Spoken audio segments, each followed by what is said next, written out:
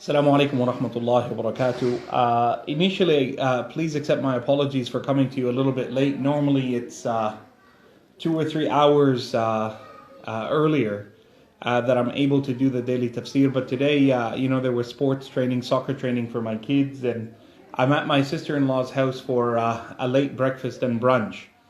But I didn't want to miss out on doing the daily tafseer. It's something that I want to make sure that I don't miss out on, and may Allah subhanahu wa ta'ala accept that from us, Ya Rabb. Today we're looking at ayah number 14. And Allah subhanahu wa ta'ala, and this is the third section of the surah where Allah subhanahu wa ta'ala says, أَلَا يَعْلَمُ مَنْ خَلَقَ وَهُوَ اللَّطِيفُ الْخَبِيرُ. Does not He, the one who created, وَهُوَ اللَّطِيفُ الْخَبِيرُ, is He not the one who would be most acquainted, subhanahu wa ta'ala. And the Creator, Allah Azza wa Jal, He refers to Himself, Man khalaq, and He infers the creation upon Himself, subhanahu wa ta'ala. Now this ayah is something that's actually quite broad, and it can be used as an asl in many things in our life and in our interactions with our Maker, the Almighty Allah Azza wa Jal. First, knowing that Allah is latif, Allah is subtle. Very rarely will Allah subhanahu wa ta'ala address you or correspond with you or deal with you head on. Usually Allah subhanahu wa ta'ala yastadrij al-ibad. Allah gives you opportunities and avenues and routes for you to come back to Him. So Allah is very, very subtle. And Allah subhanahu wa ta'ala, allows us a lay time to return to Him. But He is also Al-Khabir. He is also the one who is all acquainted, all knowing of us subhanahu wa ta'ala. And therefore what Allah knows of us is more than we know of ourselves, because Allah is closer to us than Hablil Warid, than our own jugular, in His knowledge, in His power, in His forethought, in His foreknowledge of who we are, the Almighty Allah Azza wa Jal. And therefore, knowing the end of the ayah makes the beginning of the ayah much more powerful. That Allah has already told you He is Latif, He is Khabir. Even if you don't see Him directly and have this mushahada of Him directly in every aspect of your life, He is in every aspect of your life. He is a part of your life in every step of the way. And He is aware of what are the steps that you're making before you make them, but allows you to make them subhanahu wa ta'ala.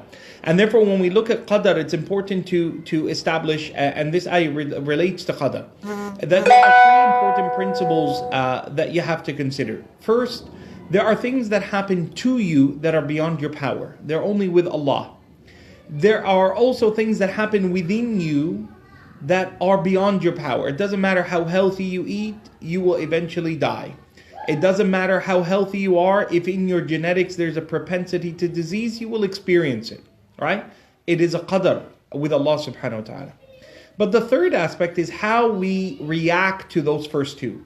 To the inevitable things that happen beyond our power, to the things that happen to us and within us that are beyond our power. What is our reaction? And do we make our complaint to Allah or about Allah?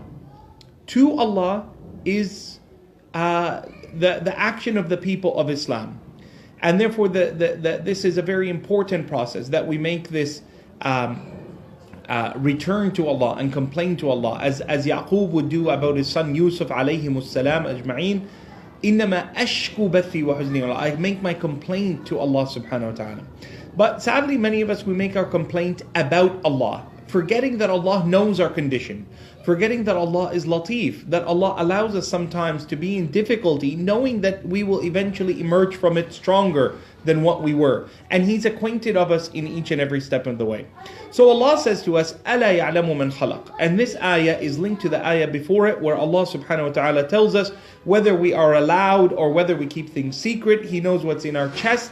Does not the Creator know what is best and what is with His creation? And therefore always keep this in mind, my dear brother, my dear sister in Islam. Know that Allah subhanahu wa ta'ala is with you every step of the way, in the good and in the bad, in the ease and in the difficulty, in the harshness and in the prosperity that you may experience. That Allah subhanahu wa ta'ala is always present and He's always there, even though He may be subtle and latif, and Allah subhanahu wa ta'ala allows you opportunities to make changes to yourself. Now, if you link this ayah with the last verses of Surah Al-Baqarah, you see that Allah subhanahu wa ta'ala says, لا يكلف الله نفسا إلا وسعها. Allah does not let a person endure more than they can withstand. And therefore, because of Allah's knowledge and because He is subtle, Allah knows exactly who we are, where we are, and how much we're able to put up with. And Allah knows that what we are not able to put up with, what the reward for it will be.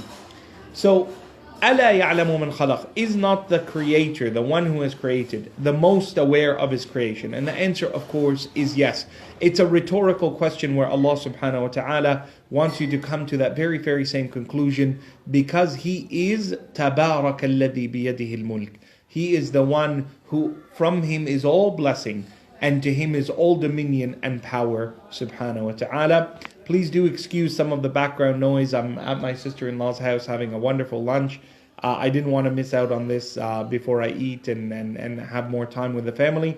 I thought I would share these words with you. And I hope you'll join me again tomorrow at a more regular time, maybe 2 or 3 hours earlier than now, where we can come and discuss some of the benefits of Surah Al-Mulk. I ask your forgiveness for this delay. Subhanakallahumma bihamdika ashhadu an la ilaha illa ant astaghfiruka wa atubu ilayk. Wassalamu alaikum wa rahmatullahi wa barakatuh.